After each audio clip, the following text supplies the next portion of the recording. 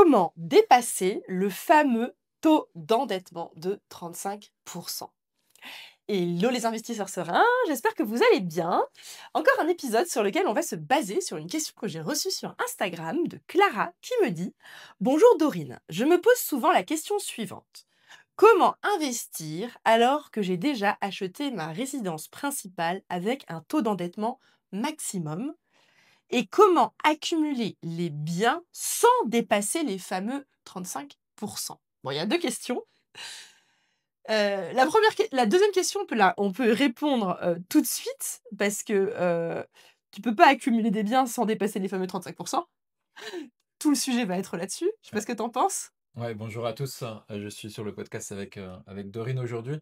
Oui, tout à fait, c'est un sujet qui revient de tout le temps. C'est quand on fait ce fameux coaching plan d'action de démarrage avec les membres de notre club, à chaque fois on pose la question, mais attends Cyril, tu me dis que je peux aller chercher un projet à 500 000 euros qui est le maximum de ma capacité d'endettement. Mais si je fais ce projet-là, qu'est-ce que je fais après? Je vais être bloqué, je vais plus pouvoir racheter un nouvel immeuble ou un nouveau bien immobilier. Bah mince, t'es sûr qu'il faut pas acheter quelque chose à 200 000, plus 200 000, et puis après, on Oui, verra mais avec du la coup, il y a plus un truc à structure. on continue, un truc à 100 000 et puis après je m'arrête du coup parce que je suis au max. Voilà. Du coup En fait, ce qu'il faut comprendre, c'est que le taux d'endettement est là, effectivement, c'est une barrière qui est importante, effectivement, pour les conditions réglementaires au niveau des banques. Mais on s'arrête pas là. On s'arrête pas là. En fait, oui, effectivement, pour votre premier investissement immobilier, on va se bloquer à ce 35% là. Mais une fois qu'on a fait ses preuves, une fois qu'on a montré qu'on a un premier projet qui est rentable, et là-dessus j'insiste énormément, comme quoi il faut faire de la rentabilité sur son premier investissement immobilier pour montrer aux banquiers qu'on sait faire correctement les choses et qu'on puisse aller chercher ensuite des nouveaux immeubles ou des nouveaux biens immobiliers. mais alors attends, parce que dans la question, elle l'a pas fait ça. Elle a acheté une résidence principale au maximum de son taux d'endettement. Donc là, elle veut faire un investissement locatif. Elle se pense forcément bloquée, ou est-ce que tu considères que, il y a des membres dans le club, par exemple, de qu'on accompagne, est-ce que tu as des exemples, en fait, de gens qui arrivent dans le club, ils sont déjà à 35 d'endettement et on leur dit: «T'inquiète, on va pouvoir dépasser tout ça», ou est-ce qu'on leur dit: «Stop»? Ouais, en fait, il va y avoir deux possibilités. Donc ça, c'est quelque chose que je jauge avec eux. C'est qu'en gros, je ne peux pas m'engager pour eux, hein, sur le fait qu'on va pouvoir aller chercher voilà, on a acheté notre résidence principale, on est cramé au niveau du taux d'endettement. On va aller chercher un immeuble à 500 000 parce que je considère que ça vaut pas la peine d'aller chercher en dessous pour ce type de profil, par exemple. Et bien en fait, du coup, je veux quand même jauger la capacité de la personne à se dire, OK, je suis prêt à l'acheter en société, de type SCI ou SARL de famille, si jamais je me rends compte qu'on a beau essayer avec la banque et qu'on n'y arrive vraiment pas. Si ça c'est OK, on peut avancer là-dessus et je suis confiant qu'on aille, chercher, ce projet-là. Donc Si attends, la j'ai des per questions à te poser au fur et à mesure, moi. Parce que tu veux dire que toi, tu considères que, si quelqu'un est endetté à son max avec une RP, tu lui dis: «C'est bon, t'inquiète, en SCI, il y aura pas de problème, tu te feras financer ton locatif».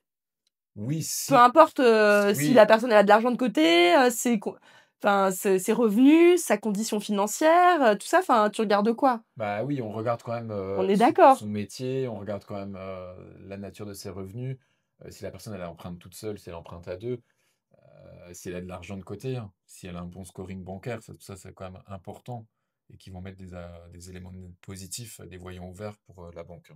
Mais donc toi, tu veux dire que régulièrement, tu as des personnes qu'on accompagne qui ont un taux d'endettement, entre 30 et 35, on va dire, Oui, oui, soi-disant bloqué, c'est et tu courant, leur hein. dis que toi, par rapport à ton profil, ce serait ridicule, de faire plus petit qu'un immeuble à 500 000, donc vas-y, on fait le 500 000 et moi j'y crois. Mais, Et il y a aussi la con au pire, on fait en société. Et si jamais, pour toi, tu es bloqué et que tu veux pas le faire en société pour une raison X ou Y, et ça, on peut en débattre ensemble, c'est de se dire, bah, OK, mais par contre, on va pas aller chercher un truc à 500 000. Là, je vais refaire mes calculs. On va revoir un petit peu les éléments et peut-être qu'on va s'arrêter à 250 000, 300 000 euros en nom propre. On ira quand même au-delà du taux d'endettement, mais peut-être qu'il faut passer par cette étape-là, on va dire intermédiaire, pour remontrer aux banquiers qu'on est capable de faire de l'investissement locatif rentable, parce que ce sera notre premier, parce qu'ils ont juste fait une résidence principale, et après ben, permettre d'aller chercher peut-être un deuxième immeuble à 400, 450 000, encore en nom propre. OK.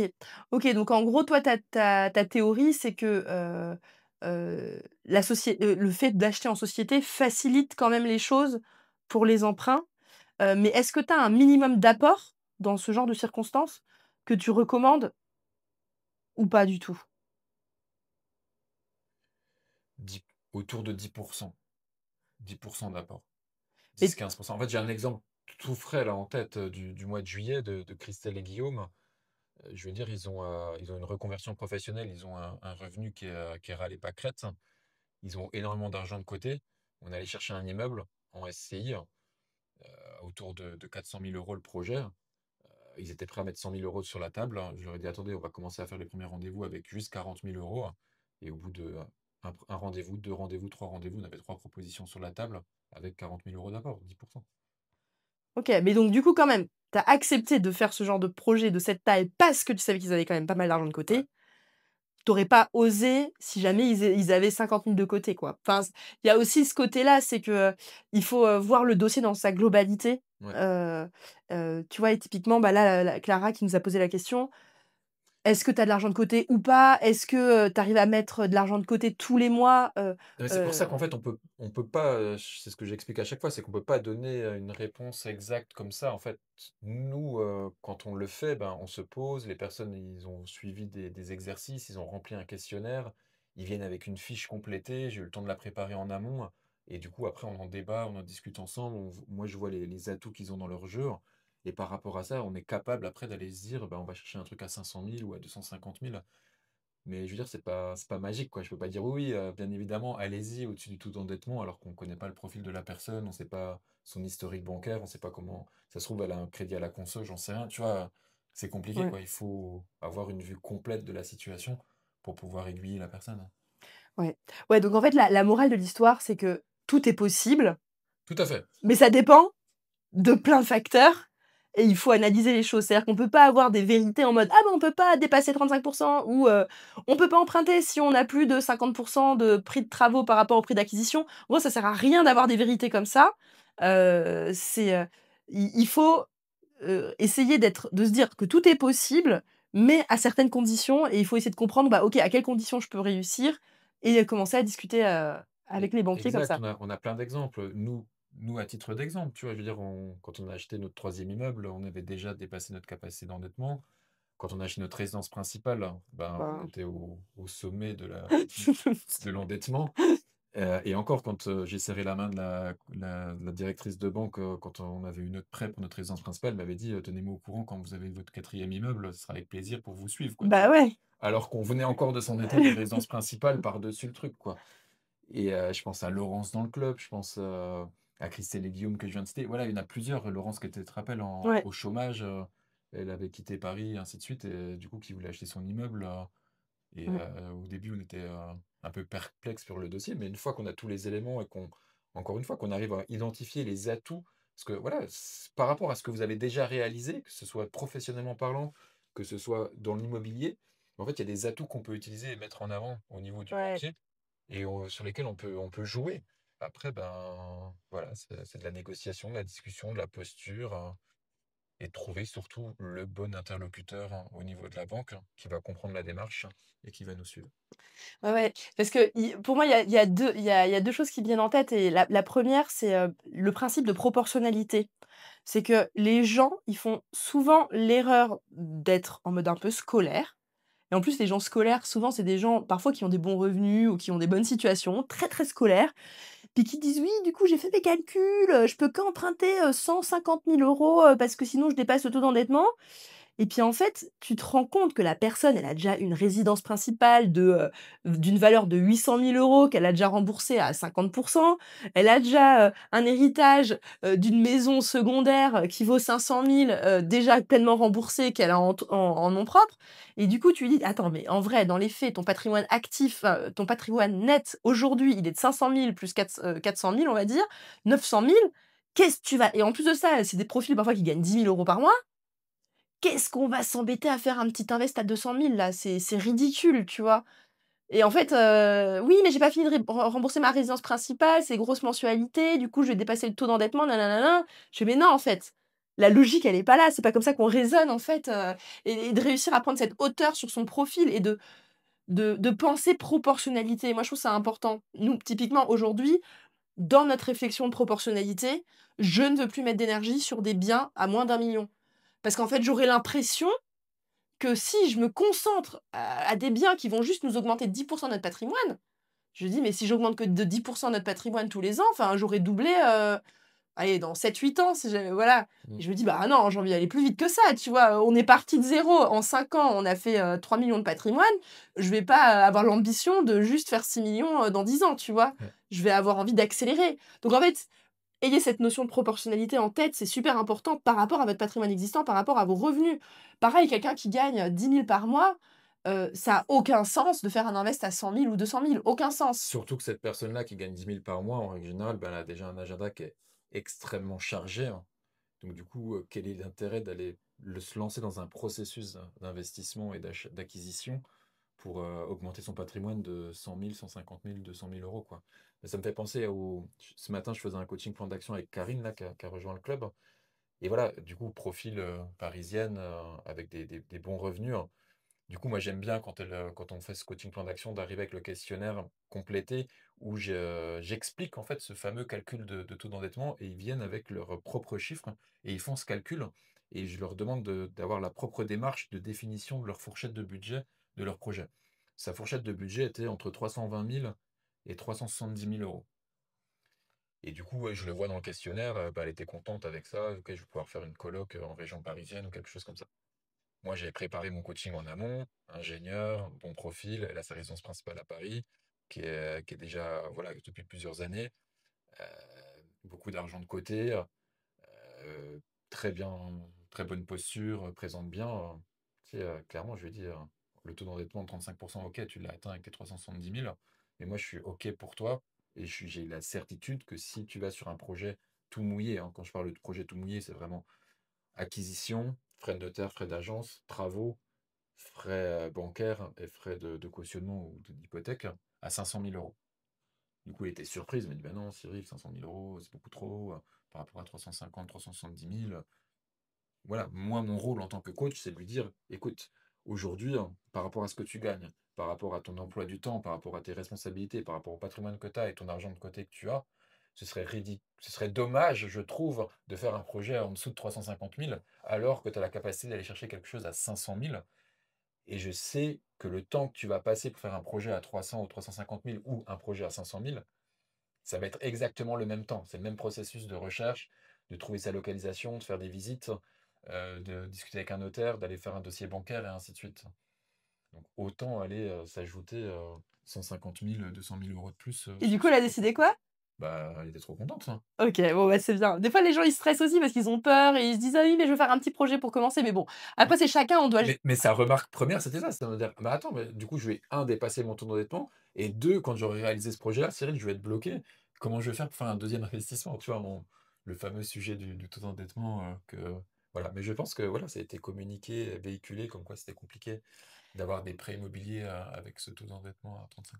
Ouais. Et en fait, le dernier point que je voulais rajouter, c'est par rapport au taux d'endettement et c'est ce que je dis souvent aux personnes qui ne croient pas quand, je leur dis: «Non mais écoute, le taux d'endettement, on va pas en parler pendant 150 ans, on va pas rester bloqué là-dessus sur la discussion parce que tu peux le dépasser, t'inquiète». En fait, moi, ce que je leur explique à chaque fois, c'est qu'en fait, pourquoi le taux d'endettement a été inventé? Tu vois? On revient juste à ça. Le taux d'endettement, il a été inventé pour, la classe moyenne, voilà, pour la classe moyenne, des gens qui travaillent, qui ont, un petit pécule de côté, qui vont acheter leur résidence principale pour la première fois et ce taux d'endettement, c'est une sorte d'assurance pour que les banques ne fassent pas n'importe quoi et prêtent à tout va et donc en fait, c'est pour assurer que les personnes vont réussir à rembourser, le crédit qu'elles ont emprunté. Donc c'est vraiment un taux qui a été réfléchi pour monsieur, madame, tout le monde de la classe moyenne qui travaille, qui a un CDI, qui a un revenu stable, 2 000 à 3 000 € par exemple au total dans le foyer et le fameux taux d'endettement dit, bah, grosso modo, tu peux avoir une mensualité de 1 000 € pour ta résidence principale, c'est raisonnable, il y a 2 000 € de reste à vivre, c'est très bien, C'est pour les protéger. c'est pour les protéger, Mmh. tu vois? Mais ça a été créé pour ça. Ce n'est pas un taux qui a été inventé pour les investisseurs immobiliers. Tu vois? Même si les banques s'en servent, parce que c'est comme ça qu'elles rentrent dans les cases et cetera, qu'elles ont l'habitude de faire les dossiers, mais les banquiers, eux, 90 du temps, ils font de la résidence principale avec monsieur et madame tout le monde. Donc c'est pour ça que ce taux, il existe, mais il faut bien comprendre que quand on fait du locatif, ce taux-là, il a un il il est annexe, tu vois? Il fait partie du décor, mais c'est qu'un élément du décor. Il faut vraiment comprendre que son contexte, voilà, c'était pour protéger monsieur et madame tout le monde sur son endettement personnel pour acheter sa résidence principale. C'est comme ça qu'il a été conçu et c'est comme ça qu'il est logique aussi, voilà, mais voilà. Et d'ailleurs, en réalité, il y a plein de gens qui achètent des résidences principales au-dessus de 35, tout simplement parce que si c'est des gens qui gagnent 10 000 €, s'ils ont 4 000 € de mensualité parce qu'ils ont envie de se faire plaisir sur un méga appart ou une méga maison, les banques en général, elles disent oui, même pour 4 000 € Oui, de mensualité. Donc en gros, voilà, c'est juste pour dire aux gens, c'est juste ça la logique, OK?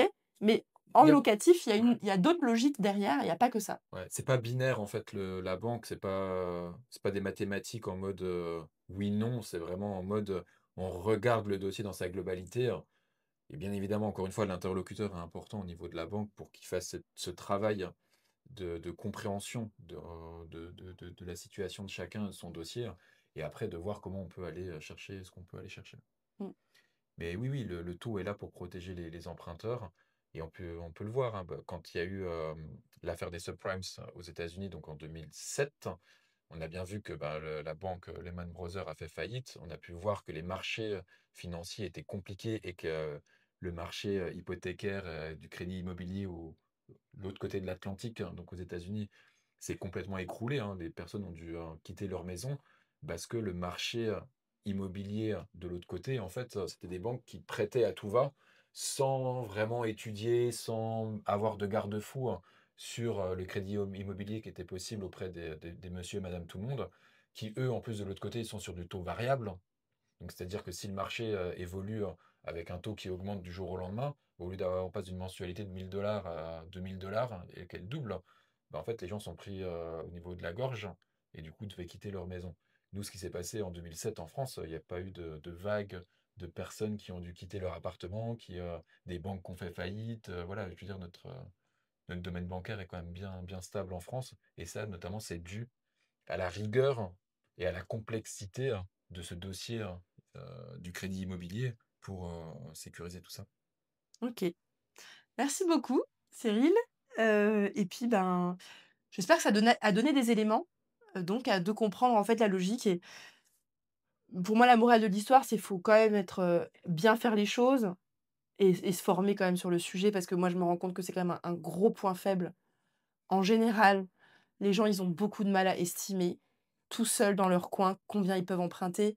Ouais, Ça demande de l'expérience ou de l'audace, tout simplement, et d'y aller quand même et tu verras bien, tu vois? Si tu veux pas te faire accompagner, à la limite, ouais. réfléchis en logique de proportionnalité, en te disant: «Quel est l'effort que j'ai envie de prêt et puis qu'est-ce que ça te coûte? Au pire, tu te fais refuser tes prêts». Bon, il faudra peut-être que tu te remettes en question sur ta façon de présenter le dossier, et cetera, parce que tu pourras pas dire: «Ah, c'est la faute à Cyril Dorine, ils ont dit qu'on peut dépasser le taux d'endettement sans problème». Non. Je sais pas comment tu auras présenté ton dossier, mais Chaque situation est différente. Et s'il vous plaît, n'allez pas voir le banquier en amont de votre projet pour savoir combien vous pouvez emprunter. S'il vous dit 250 000, potentiellement, vous pouvez aller chercher 400 000. Donc, ça ouais. aussi, c'est pas non plus. Ok, ça peut être bien parce que vous pouvez utiliser cette attestation pour appuyer une Oui, offre. Mais quand tu l'as, mais si tu l'as pas, ouais, des fois, faut, y aller un peu au culot aussi, si mm, jamais vous voulez, vous débrouiller tout seul dans votre coin, moi, c'est ce que je vous invite. D'ailleurs, nous, on y va au culot, depuis 3 investissements, quoi. ouais, Là, à partir du troisième, on savait que ça commençait à être plus compliqué et puis la maison principale, on y allait au culot. Là, le prochain, je vous avoue qu'on est confiant parce qu'on a déjà vu tellement de trucs passer que ça nous inquiète plus trop, vraiment plus trop et puis, en vrai, moi, je suis confiante, pour aller lever encore 10 millions facile, quoi. Mais voilà, mais parce que je le sens, je le sais et puis on verra bien. Moi, je suis prête aussi. parce qu'on trouvera des solutions. On trouvera des solutions, quoi. On est dans un mindset comme ça, on trouvera des solutions. Mais voilà, mais parce qu'on a aussi bien compris le système, la logique de pensée du banquier derrière et justement par rapport à la logique de pensée d'un banquier, en fait, qui est bien plus important que le taux d'endettement, c'est toujours lui, il a toujours la réflexion: «OK, monsieur, madame, pète un câble, pour X raison décide de plus payer. Comment est-ce que je fais pour saisir les biens, les avoirs que la personne elle a, pour limiter la casse et pas, perdre tout mon argent?» C'est ça la vraie logique Ouais. du banquier, en grande partie. C'est-à-dire que si vous avez déjà une résidence principale de rembourser à 800 000 €, par exemple, et que vous avez 50 000 € de côté et que, je sais pas, vous avez déjà fait un emprunt pour un investissement locatif pas très rentable, mais qui s'auto-rembourse. Vous êtes un petit peu endetté, mais pas trop. Mais en vrai, vous vous rendez pas compte, en fait, la banque, elle sait déjà qu'il y a les 800 000 qui sont là et que si jamais vous avez des difficultés, elle peut aller taper dans votre résidence principale. Elle peut taper dans le locatif existant qui est peut-être déjà à 30% remboursé. Donc c'est pour ça que nous, dans les documents aussi qu'on apporte systématiquement aux banquiers lors du rendez-vous bancaire, c'est les attestations de valeur Du patrimoine actuel. du patrimoine actuel. Donc que ce soit du patrimoine financier ou du patrimoine immobilier avec des attestations, d'agents IMO, avec vraiment les valeurs actuelles de tout le parc, VS les dettes, donc c'est-à-dire les restes à rembourser.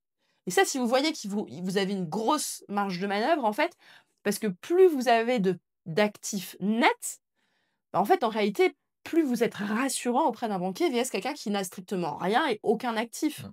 Parce qu'il pourra pas, comme je le dis, monsieur, madame, tout le monde, qui achète sa première résidence principale, et qui a 20 000 € de côté, bah, entre guillemets, il a pas grand-chose, si jamais, il se met à péter un plomb et puis rembourser, quoi. Bon, je pense qu'on a fait le tour. Très bien. Merci à toi et puis à bientôt!